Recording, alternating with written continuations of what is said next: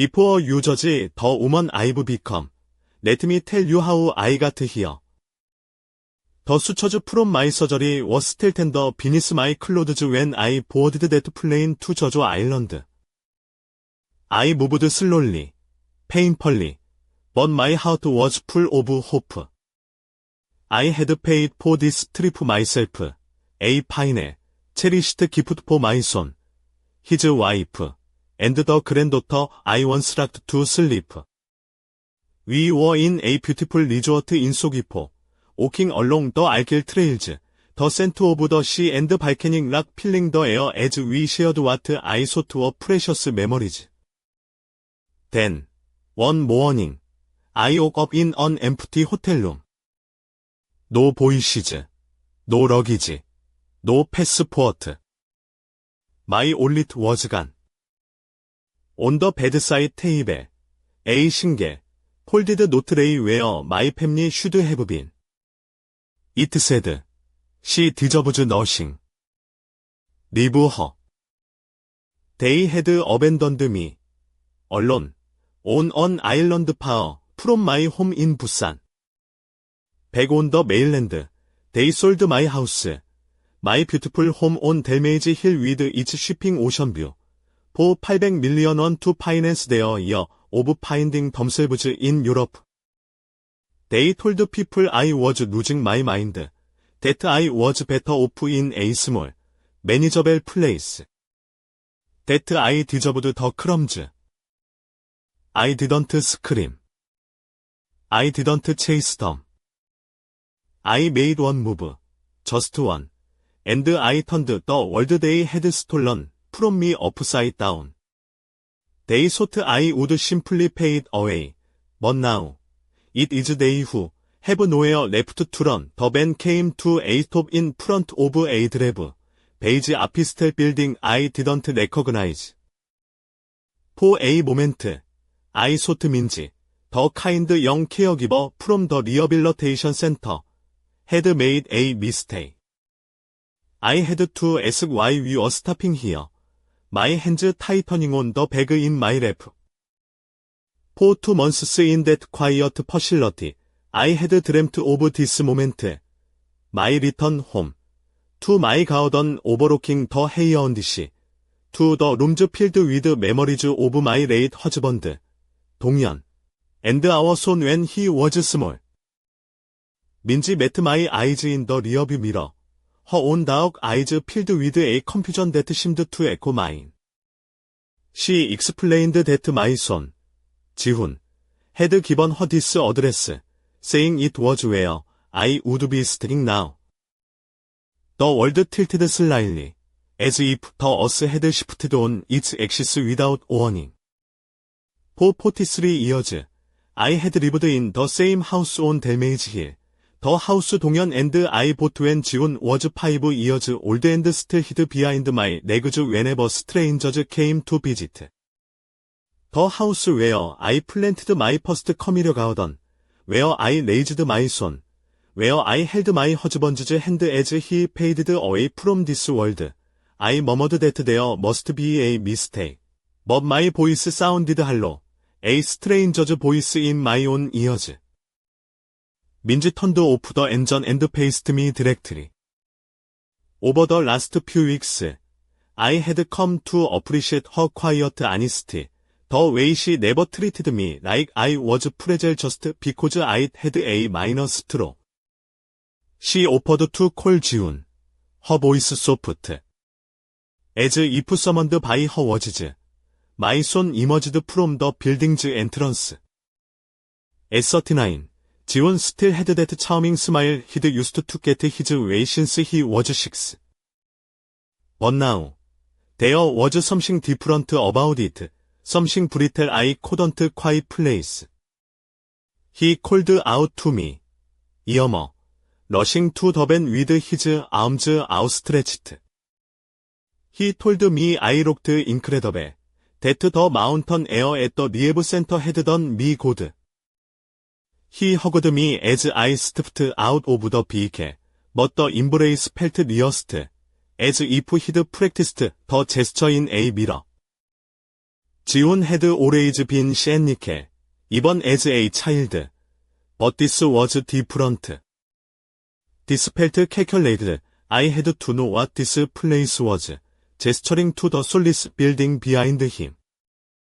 I thought we were going home. His smile wavered for a fraction of a second. He explained that, well, circumstances had changed while I was away. He'd had to make some decisions. I asked what kind of decisions. He didn't answer immediately. Instead, he took my small suitcase from Minji's hands and began walking toward the building's entrance. Just then, his wife, Yuna, appeared in the lobby. She was wearing a pristine white dress, a tight-fitting shield that probably cost more than my monthly pension. It clung to her slender frame, outlining the curve of her hips and the cell of her chest in a way that was both elegant and overtly sensual.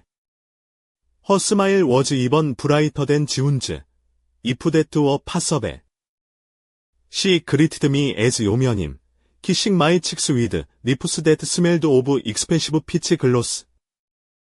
She could about how this place was perfect for me, so much more appropriate for this stage of my life. The words hung in the air like cigarette smoke. The office was small but clean. One room, a beige kitchenette, a microscopic bathroom. The single window looked out onto a concrete parking lot, not the ocean. There was no room for my books, my marine specimens, the photographs from 30 years of research. There was no place for 동아연's desk, where I still kept his notes on the migration patterns of whales in the East Sea. My voice remained strangely calm despite the panic clawing its way up my throat as I asked where my things were. Yuna waved a dismissive hand. Her long, manicured nails flashing. She said they saved the essentials. The rest, well, you know, it was just stuff accumulated over the years. Stuff. 43 years of a life, of a marriage, of a career, reduced to stuff. Ji훈 cleared his throat, urging me to sit down, that we needed to talk. I sat on the small, stiff sofa. Minji remained standing near the door, a silent guardian angel sensing she should be ready for an escape. Ji훈 sat across from me, leaning forward with that serious expression he used to wear as a teenager when he had broken something valuable. He started by saying the house was too big for me, especially after the stroke. He went on about the expenses, the taxes, the maintenance, the gardening. I cut him off, reminding him that I tended to my own garden. He agreed. Yes, but I couldn't do that anymore, could I? His voice held a condescending tone I had never heard from him before. He had to be practical, he said. He had to think about my future. Future. Another word that sounded different coming from his mouth. I asked him directly what he did. Yuna shifted nervously by the window, checking her phone. Ji훈 took a deep breath, as if preparing to jump from a cliff. He sold it. The words landed like a punch to the gut. Not immediately painful, but one of those blows that steals your breath, the real pain arriving only after the shock phases. I asked him what he sold. The house. 이어머. He sold the house. It was the right thing to do, he insisted. The world went very quiet. I could hear the hum of the tiny refrigerator, 더 디스턴트 트래픽, that night, after 민지 had left. I sat in the darkness of the small office and remembered the last conversation I had with 동현 before he passed away. We had been talking about the future, about what would happen after he was gone.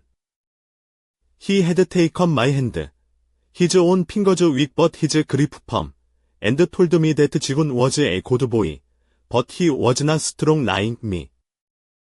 He warned me not to confuse kindness with wisdom. When the time comes, he had said, protect yourself. At that moment, I had thought he was talking about thieves or scammers. I never imagined he could be talking about our own son. But 동현 had been wiser than I had understood then, and I had learned from him. I pulled out my phone and dialed a number I hadn't used in 2 years. It was 한지우, and I knew I needed to talk about the trust. Her voice on the phone was exactly as I remembered it, clear, direct, no nonsense. Of course, she remembered me. Professor Gang. It had been years since we last spoke, but her tone was as if we'd had coffee just yesterday. I settled onto the unfamiliar sofa, surrounded by old that were not mine, breathing air that did not carry the salty scent of the hair on dish. I admitted to her that I wasn't sure if I was alright. I told her I needed her to come, and I needed her to bring everything she had on 동아연's trust. There was a pause. Jiu had been my student 20 years ago, a brilliant young woman from a small island who had taken my marine biology class and stayed after every lecture to ask questions that challenged even me. Now, she was one of the most respected trust and inheritance lawyers in Busan. She asked where I was. I gave her the address of the office, listening to the faint scratching of her pen as she took notes. She said she would be there in an hour. And then she added, with a still edge to her voice, that if someone was messing with Professor 이동아연's documents, they were going to regret it after hanging up. I sat in the dark, organizing my thoughts the way I used to organize my lab specimens. Every detail had to be catalogued, examined, and put in its proper place. Jiun had said the power of attorney documents were quite broad, but I remembered exactly what I had signed. A limited medical authorization and power to pay bills related to my hospitalization. Nothing more. I had been specific because 동현 had taught me to be. Never sign anything you don't fully understand, he had told me, after seeing too many retired colleagues cheated by their own families. And always keep copies. An hour later, 한지우 knocked on the door. At 42, she had maintained the same upright posture and piercing gaze she had at 20. Her sleek black hair now had streaks of silver, which she wore with the confidence of a woman who had earned them. Her tailored navy pantsuit and the understated but clearly expensive leather briefs spoke of professional success. She exclaimed my name, 교수님, and hugged me tightly. She said I looked good for someone who had just come out of rehabilitation. I explained that the stroke was minor, more of a scare than real damage, but apparently, it was enough for Jiun to decide I was incompetent. Jiu set her briefcase on the small dining table and studied me with those eyes that had intimidated more than one opponent in court. She told me to tell her everything. I told her about waking up in this apartment, about Jigun's vague explanations, about the house being sold without my knowledge. 지오톡 노츠 인 A 옐로 리겔 패드. Asking precise questions about dates, times, and who was present during each conversation. When I finished, I asked if she had brought the trust documents. She said she brought something better. She pulled a sick binder from her briefcase. She had the original trust 동연 and I had created all the amendments we made together, and something else she thought I would find very interesting. She opened the binder and spread the documents on the table. My heart quickened when I saw 동아이온즈 familiar, strong handwriting in the margins of some of the papers. She asked if I remembered the last time we updated the trust. It was 6 years ago, after Jion lost that job at the tech startup. I remembered.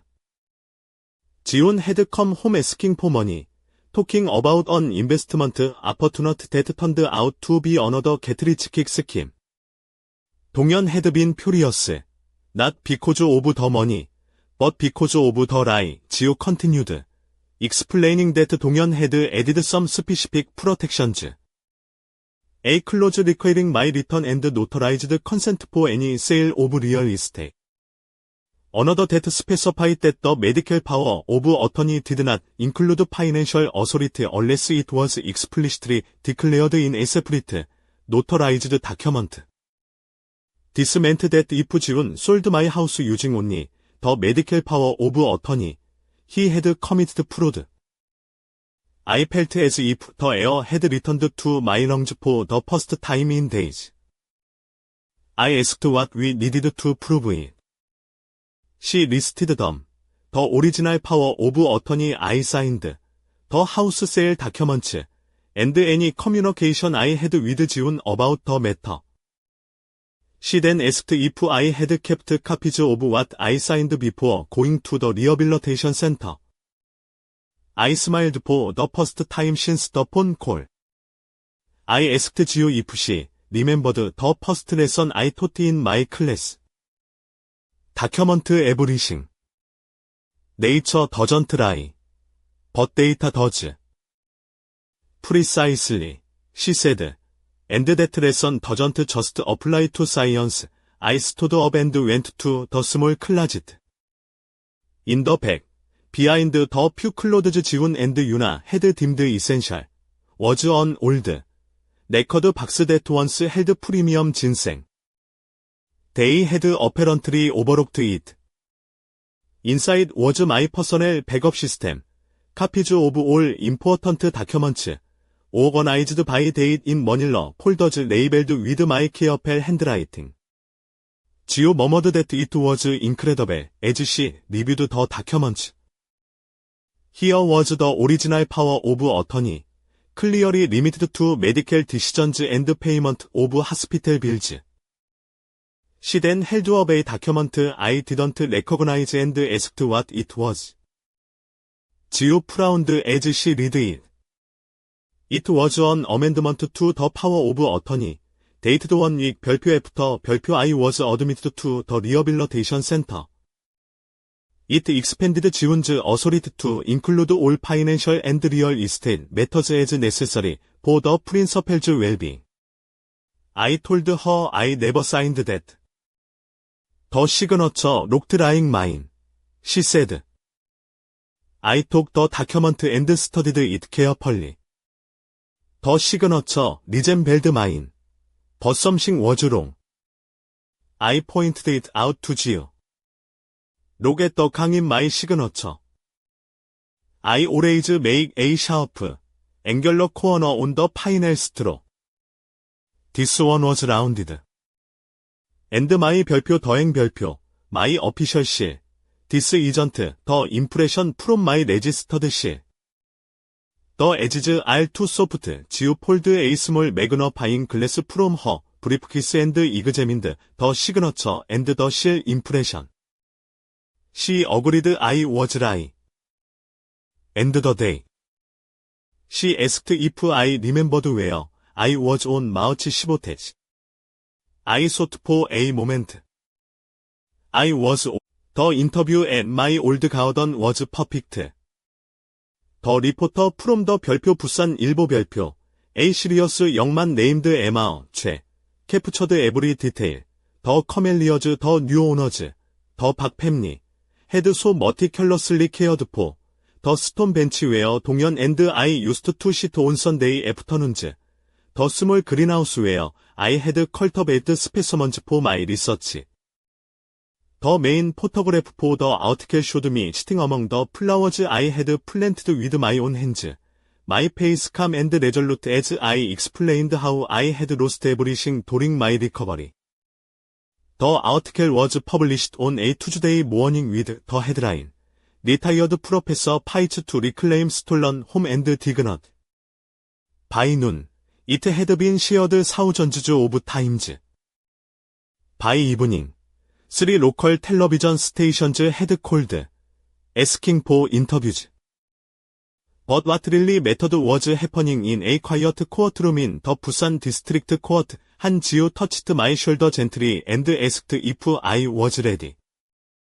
I nodded, smoothing the front of my navy blue dress. It was the same one I had worn for my retirement ceremony at the National Institute of Marine Research, when my colleagues had honored me for 4 decades of meticulous work. It seemed fitting to wear it today. As we entered the courtroom, Jiu murmured a reminder to let the facts speak for themselves, that I didn't need to shout to be heard. The room was smaller than I had expected, with worn wooden panels and a faded green carpet. Jiun and Yuna were already seated on the other side of the aisle with their lawyer, a nervous young man who looked like he'd rather be anywhere else. Jiun looked different. His European tangent had faded, replaced by a greyish pallor that aged him by 10 years. Yuna wore a conservative dress I had never seen on her social media, a drab beige shing that couldn't quite hide the furious tension in her posture, the way her shoulders were hunched, a stark contrast to the confident, sensual woman in the white dress. Her body, once a display of expensive leisure, now seemed like a cage of resentment. 저직원 was exactly what I had expected.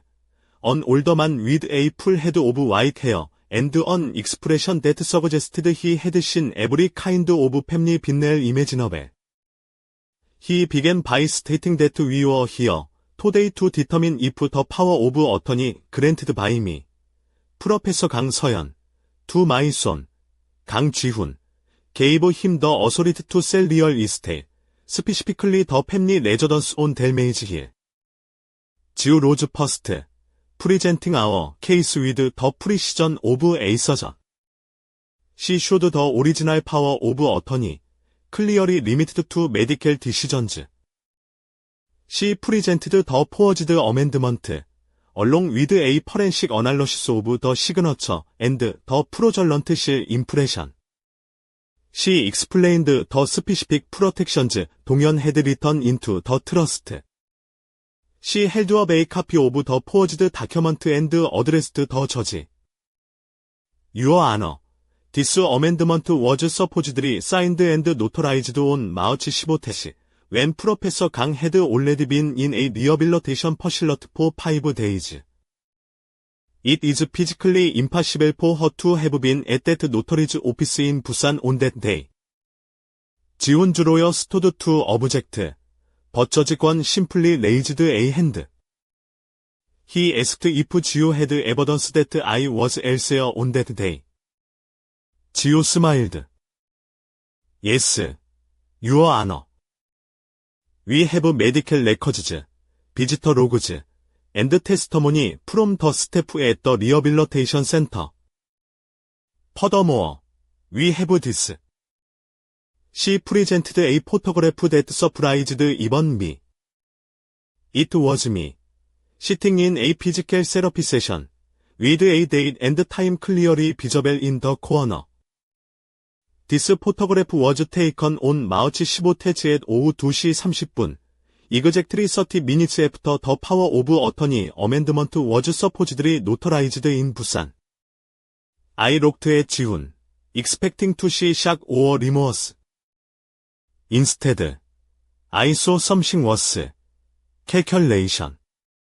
He was whispering urgently to his lawyer. Still looking for a way out, his lawyer stood, claiming his client had acted in good faith, believing he had the authority to make decisions for his mother's well-being. He said there were genuine concerns about my ability to care for such a large property after my stroke. Judge Kwon asked if he could document those concerns. The lawyer said his client could testify about conversations he'd had with my doctors. The judge asked if he was willing to testify under oath that my doctors recommended the sale of my house. There was a long, uncomfortable pause.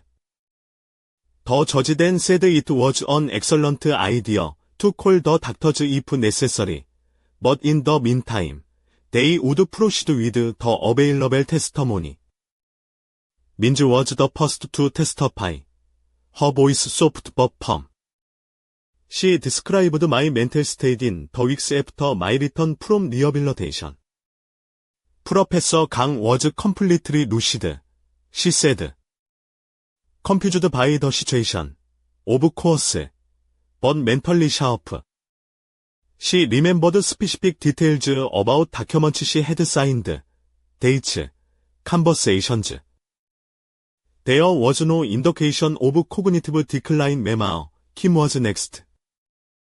In his 60s, with his straightforward honesty, he was a perfect witness. He said simply that he saw everything. The for sale sign appeared on March 18th. By the 20th, there were moving trucks. By the 22nd, it was sold. He never saw me during that entire time, and he added that in 40 years of being neighbors, I never made a major decision without talking to him first. Then, he played the recordings he had made on his phone. Jihoon's voice filled the silent courtroom. No. She won't be a problem. She's in rehab. I have full power of attorney.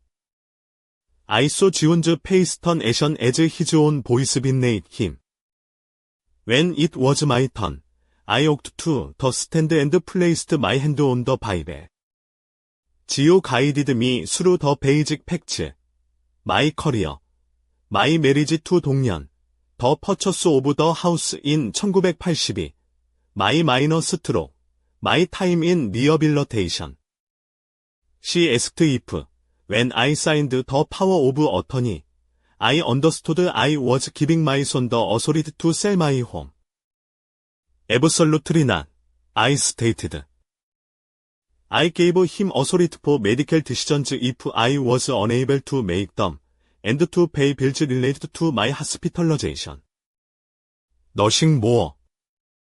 She asked why I had been so specific. My husband taught me to be. He had seen too many cases of families taking advantage of elderly relatives.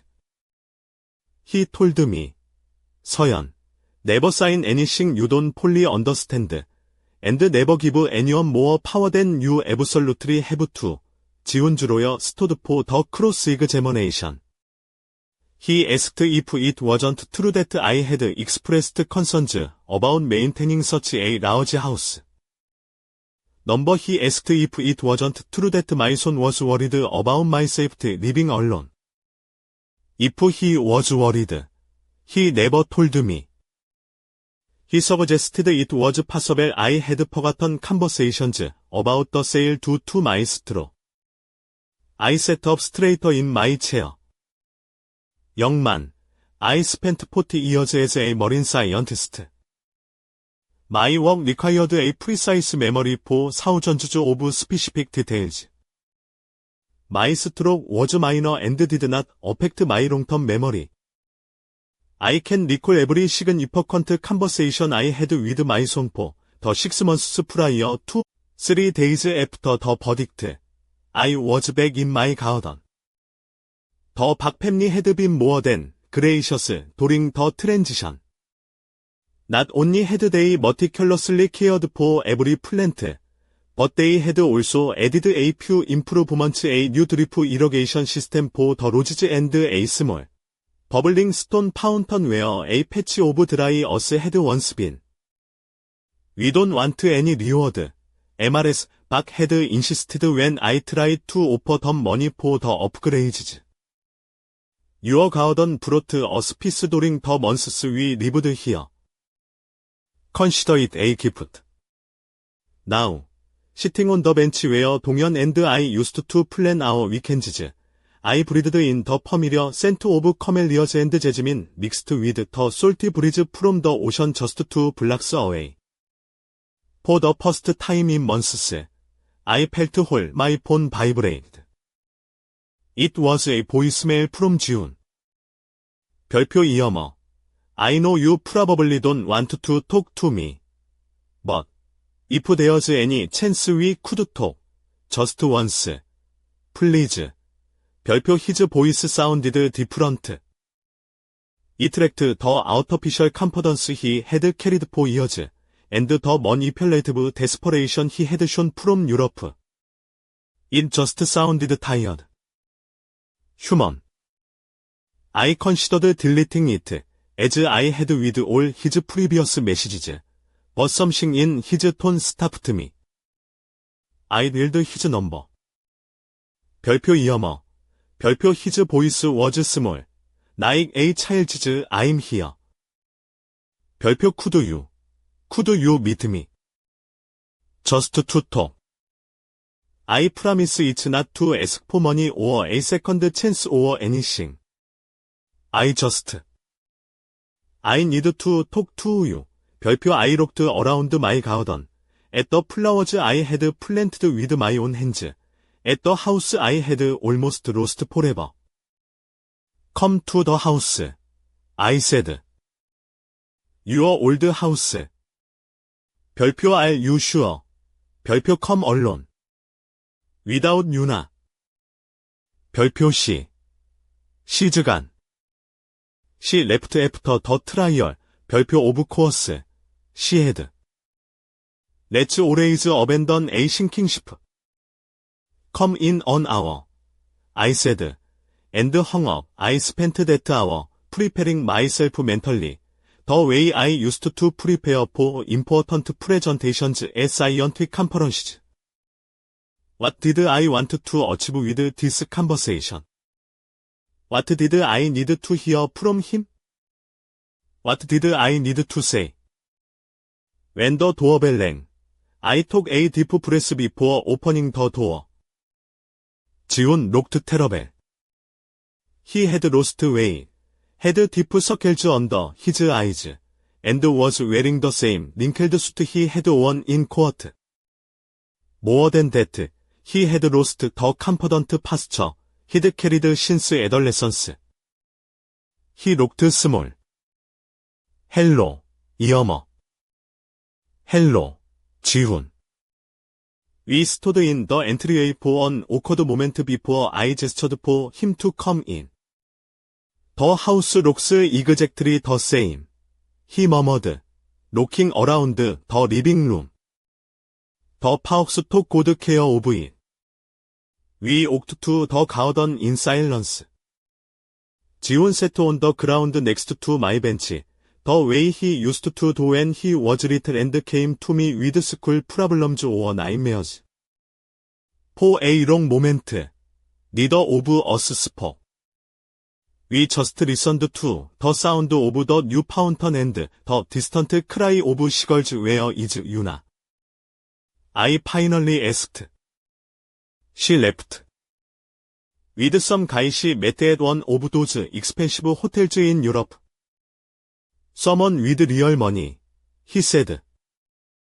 Money that didn't depend on. He stopped. On swindling old women. He nodded. not looking at me. I guess I always knew what kind of person she was. I just didn't want to admit it. Why? 지훈. The question came out softer than I had intended. Why did you do this? He ran his hands through his hair. A gesture I remembered from when he was 8 and had broken something very bad. Why? Because my whole life, I felt like I was living too small. You and Appa were always so content with the modest house, with simple vacations, with a quiet life. And I wanted more. More what? More everything. More money, more adventure, more recognition. I wanted to be someone important, not just the son of a retired scientist who lived in the same house for 40 years. His words hurt more than I had expected. Were you ashamed of us? No. Yes. I don't know. He looked up at me for the first time. Not of you. Exactly. Of myself. For never achieving anything on my own. For depending on you. Even as an adult. So you decided to take what you wanted. I decided I deserved a chance. And when you had the straw, I thought it was a sign. A chance to finally do something big with my life. By loving me. I didn't think of it as loving. His voice rose for the first time. I thought I was helping. Giving you an easier life while I pursued my dream. With my money. With money that was eventually going to be mine and the brutal honesty of that statement hung in the air with us. I said softly. There it is. What? The real truth. It wasn't about my well-being or doing the right thing. It was about you wanting your inheritance now, while you were young enough to enjoy it. 지훈 was quiet for a long moment. Yes, he finally said. I guess so. I nodded. At least now we are speaking honestly. 지훈, do you remember when you were 8, and your father died? His expression softened. Of course. Do you remember how you used to come to my bed in the middle of the night because you had nightmares? Yes. And I would let you stay, even though I knew you had to run to sleep on your own. Because you were my baby, and your pain was my pain. Tears began to well up in his eyes. Do you remember what you promised me, one of those nights? You were maybe 9, and you'd had a particularly bad dream about me dying too and leaving you all alone. I promised I would always take care of you, he whispered. You told me, Irma, when I grow up, I will always make sure you are okay. I will never let anyone hurt you. 지훈 was crying openly now. You promised it with that seriousness only children have when they make promises they truly mean to keep. Irma, I'm not finished. I need you to understand something, 지훈. I am not broken because I lost the house. Houses can be recovered. I am not broken because I lost money. Money can be earned. I leaned forward, looking him directly in the eyes. I am broken because the boy who promised to protect me became the man I needed to be protected from. His sabs now shook his whole body. I didn't mean to. I never wanted to hurt. 6 months after that conversation in the garden, I stood in what had once been my home's guest room, observing Han Geo-direct a small team of workers. They were installing Nigel Gray shelving, sling modern desks, and a small, welcoming reception area. Geo, ever the professional, was dressed in a charcoal gray suit that was like a second skin. Each sharp lines a testament to her authority. Yet, the soft, cream-colored shell blouse she wore underneath hinted at a different kind of strength, a quiet resilience that mirrored my own. She asked if I was sure I wanted to do this here, in my home, wiping a bit of sweat from her temple with the back of her hand. She said we could easily find office space downtown. I told her this was exactly where it needed to be. I ran my hand over the newly engraved plaque that had just arrived that morning. It was simple, elegant, and heavy with purpose. It read, 별표 더 이엔드강 파운데이션 for elder justice 별표 the decision had come gradually. First, it was a letter from a woman in Kimei whose daughter had emptied her life savings. Then, a call from a man in Ulsan whose son had forged his seal to sell his car. After a follow-up article in the 별표 부산 일보 별표 about my case, a flood of letters and emails had poured in from elderly people facing similar situations. Each story was a variation on the same theme. Families preying on vulnerable relatives, using love and trust as weapons for theft. And in every letter, I saw echoes of my own experience, the confusion, the 빈내, the feeling that no one would believe them or take them seriously.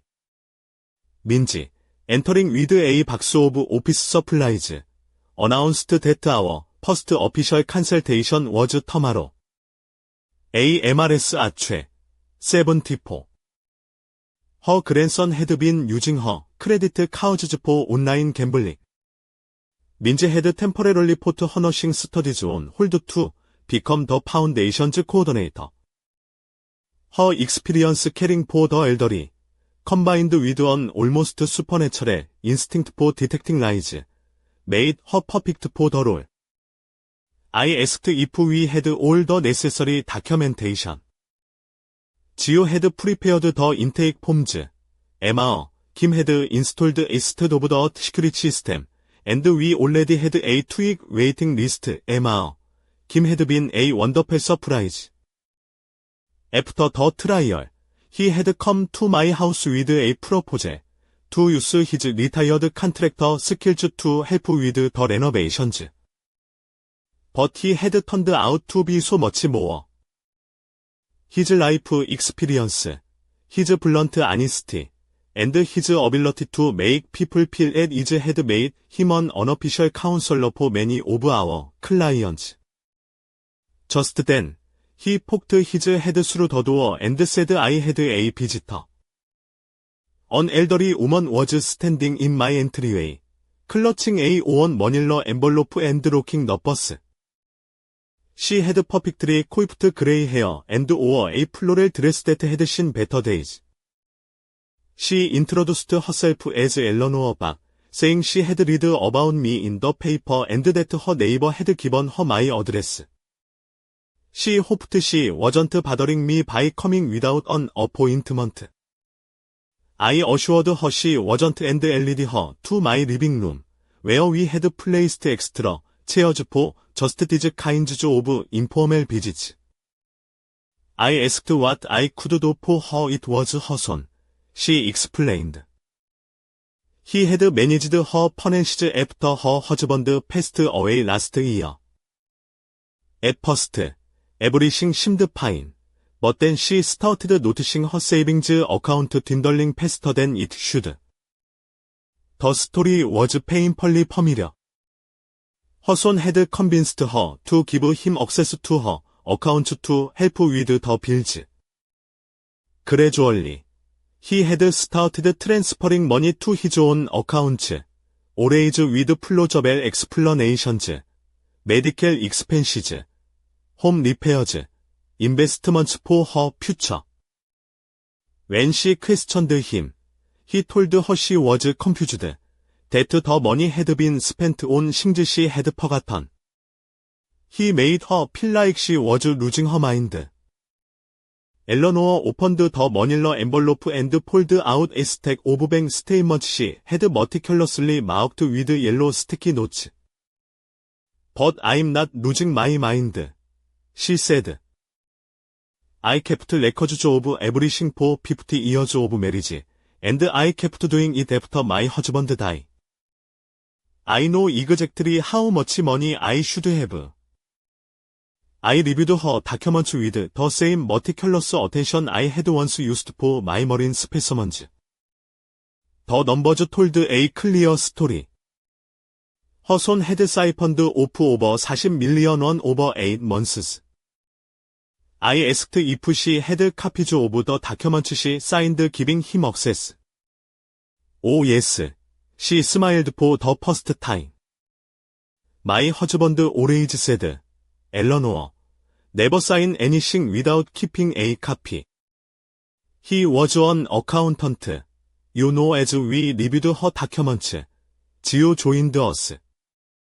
In less than an hour, we had identified at least 6 clear legal violations and begun to map out a strategy to recover Lenore's money. She asked, with tears of relief in her eyes, if we could really help her. Her son kept telling her she was imagining things, that she should just trust him. I took her wrinkled hands in mine. Eleanor, I said, you are not imagining anything. Your son is stealing from you, and we are going to stop him. After she left, with an appointment scheduled for the following week, I sat in my garden with a cup of tea, reflecting on how my life had changed. My phone rang. It was a number I didn't recognize, but the voice was familiar. 별표 이어머. It's Jiun. 별표 it was the first time he had called in for months. The last communications had been brief, formal letters reporting his progress in a transitional housing program and a part-time job at a warehouse. Hello, Jiun. 별표 I wanted you to know. I got a full-time job. At a non-profit that helps the homeless. It doesn't pay much, but it's honest work. 별표 his voice sounded different. More mature, less of the performative tone he had carried for so many years. I'm glad to hear that. 별표 and 이어머. I read about your foundation in the paper. What you're doing is, it's amazing. 별표 생유. 별표 도유싱. Someday. I mean, not now, but someday. Could I help?